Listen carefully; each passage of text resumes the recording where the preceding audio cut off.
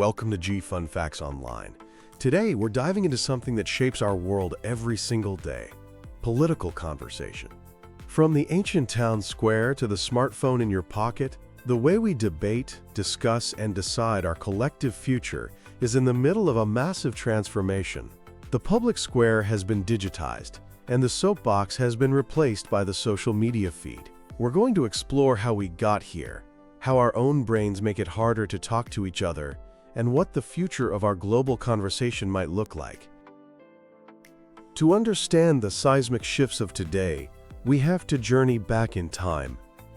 The very idea of a public space for political debate can be traced to the bustling marketplaces of ancient Greece, the agoras.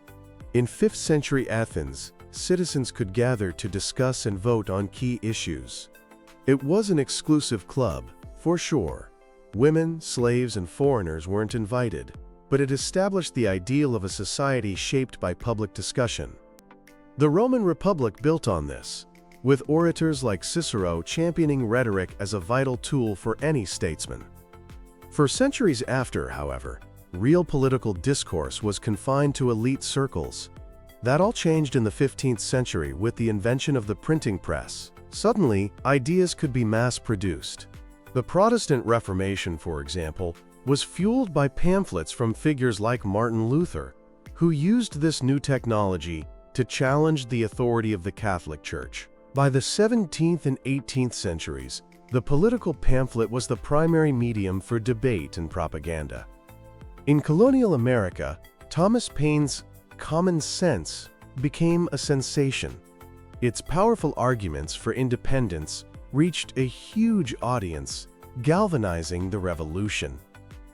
Some historians even call these pamphlets America's first form of social media, allowing political ideas to spread with incredible speed. At the same time, new social spaces were emerging. The coffee houses of 17th and 18th century England became hubs of political life. For the price of a coffee, men could gather to read newspapers and engage in spirited debate. These penny universities were so influential that King Charles II tried to shut them down, fearing they were breeding grounds for sedition. This was the birth of the public sphere, a space where private citizens could come together to debate matters of state. Then came the 20th century and the age of mass media. Radio in the 1920s allowed leaders like Franklin D. Roosevelt to speak directly to millions. His fireside chats built a sense of intimacy and trust, bypassing critical newspapers to rally support for his policies. Radio created a truly national conversation. Television then added a powerful visual layer. The 1960 presidential debate between John F. Kennedy and Richard Nixon is a landmark moment. Radio listeners thought Nixon won, but television viewers saw a youthful, confident Kennedy next to a pale, perspiring Nixon. It was a stark lesson in the power of image. For most of the 20th century, a few major newspapers and broadcast networks were the gatekeepers of information. This created a shared frame of reference for the whole country. But with the rise of 24-hour cable news, that shared reality began to fracture, with networks offering overtly partisan takes. This was a preview of the even more profound fragmentation that was coming with the dawn of the digital age. But to understand why our conversations are so difficult today, we can't just look at the technology. We have to look inside our own minds. Our brains use mental shortcuts, or cognitive biases, to make sense of a complex world. One of the most powerful is confirmation bias. This is our tendency to seek out, interpret, and remember information that confirms what we already believe. In politics, it means we're more likely to consume news that aligns with our party, while dismissing anything that challenges our views. It's a self-reinforcing cycle. Then there's the framing effect. The way an issue is presented can dramatically change how we feel about it. A policy's opponents might frame it as a tax increase, while its supporters call it an investment in our future. The policy is the same, but the frames evoke completely different reactions. Political actors are masters of framing. Beyond individual biases, we are social creatures. We have a deep need to belong, and we form group identities. Social identity theory explains that we tend to favor our own in-group and view the out-group more negatively. In politics, our party affiliation becomes a key part of our identity. Politics stops being a contest of ideas and becomes a battle of us versus them. This leads to what's called affective polarization, where the divide isn't just about policy, but a deep-seated dislike and distrust of the other side. They're no longer just people with different opinions. They're seen as morally inferior. When our political identity fuses with our sense of self, a critique of our views feels like a personal attack, making reasoned debate almost impossible. The internet has created powerful new arenas for these dynamics to play out. Online political communities can be great for mobilizing people, but they also foster ideological homogeneity. When we only interact with like-minded people, our beliefs are constantly reinforced. This creates echo chambers, where a narrow range of views is amplified and dissenting voices are silenced. The anonymity of online communication can also lead to more hostility. Without the social cues of face-to-face interaction, people are more likely to engage in personal attacks and insults, creating a toxic environment that discourages constructive dialogue. This brings us to the modern public square, social media. But this new agora is not an open forum. It's shaped by a powerful and invisible force, the algorithm. These complex systems are designed to do one thing: maximize user engagement. And they're having a profound impact on how we understand politics. At the core of this is the digital echo chamber. This isn't just about our personal choices. It's actively facilitated by the platforms themselves. They track our every click, like, and share to build a detailed profile of our preferences. Then, they curate a personalized feed of content designed to keep us scrolling. The result is a feedback loop. If you engage with content from one political perspective, the algorithm shows you more of the same, while filtering out opposing views. This creates a distorted perception of public opinion, making it seem like your views are more widely shared than they actually are. This leads to what internet activist Eli Pariser called the filter bubble. Each of us lives in a unique, personalized universe of information tailored to our past behavior. Two people can search for the same term on Google or scroll through their Facebook feeds and see completely different results. This reinforces their beliefs and limits their exposure to the diverse perspectives essential for a healthy democracy. Social media platforms are also powerful amplifiers of emotion. Research on emotional contagion has shown that emotions can spread like a virus through online networks. In politics, this is especially potent. Outrage, anger, and moral indignation are highly engaging emotions.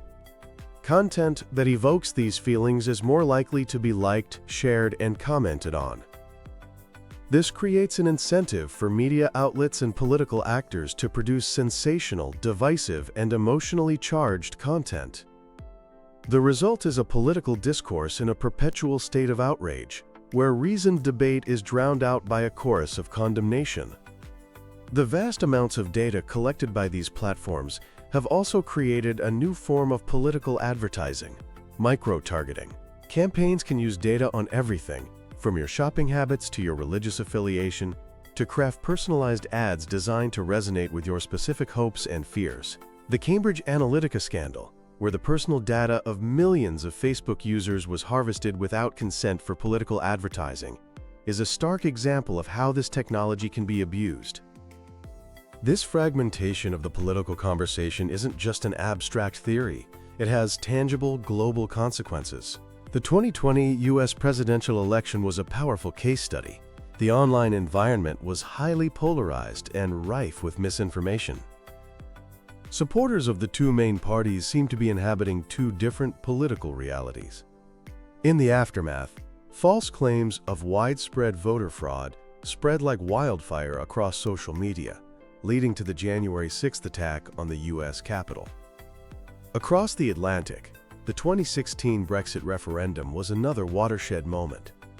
The Leave campaign masterfully used social media to spread its simple, emotionally resonant message: take back control. This proved far more powerful than the complex economic arguments of the Remain campaign. The debate was also marred by misinformation, like the infamous claim that leaving the EU would free up £350 million a week for the National Health Service. The claim was thoroughly debunked, but it was incredibly effective messaging at the time. The Arab Spring in the early 2010s was initially hailed as a testament to the liberating power of social media. Activists in Tunisia and Egypt used Facebook and Twitter to organize protests and bypass state-controlled media, leading to the ousting of authoritarian regimes. But it was a double-edged sword. As the initial euphoria faded, those same regimes became adept at using social media to spread propaganda, monitor dissidents, and sow division. In India, the world's largest democracy, the encrypted messaging app WhatsApp has become a vector for misinformation and hate speech. Because messages are encrypted, it's a fertile ground for inflammatory rumors. This has led to a series of lynchings and other acts of communal violence, fueled by false rumors that spread with terrifying speed. These case studies paint a sobering picture.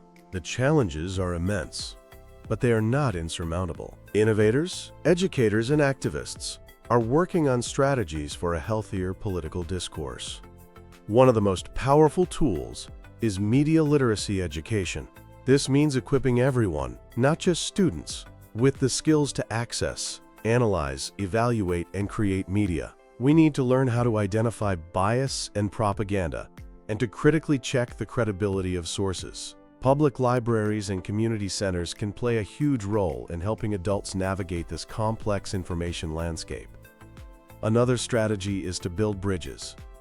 In an age of deep polarization, we need spaces where people with different views can engage in constructive dialogue.